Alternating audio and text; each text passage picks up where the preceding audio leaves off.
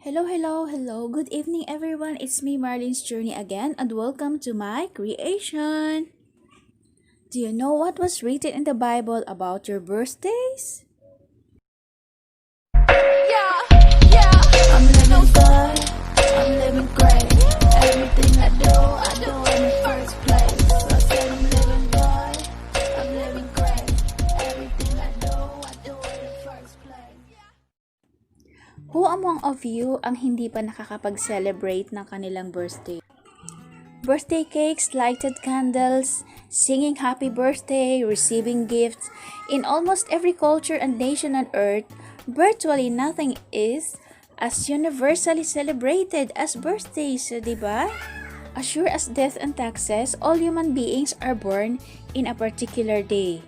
Everyone has its birth date, since God wants people to celebrate life abundantly.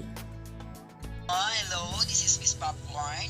Karaga mo po kay bumabati sa'yo, Miss Marilyn Journey. Ayan, happy birthday and God bless you always.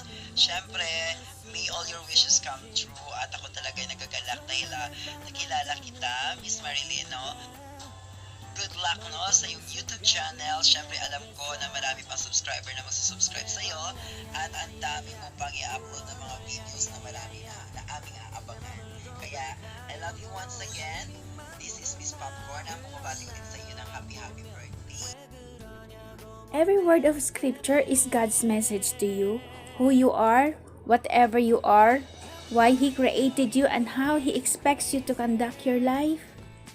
Everything you need to know about the true purpose of life is written in God's Word, that you can find it in John chapter 17 verse 17 and in Matthew chapter 4 verse 4 and in 2 Timothy chapter 3 verse 16 and 17.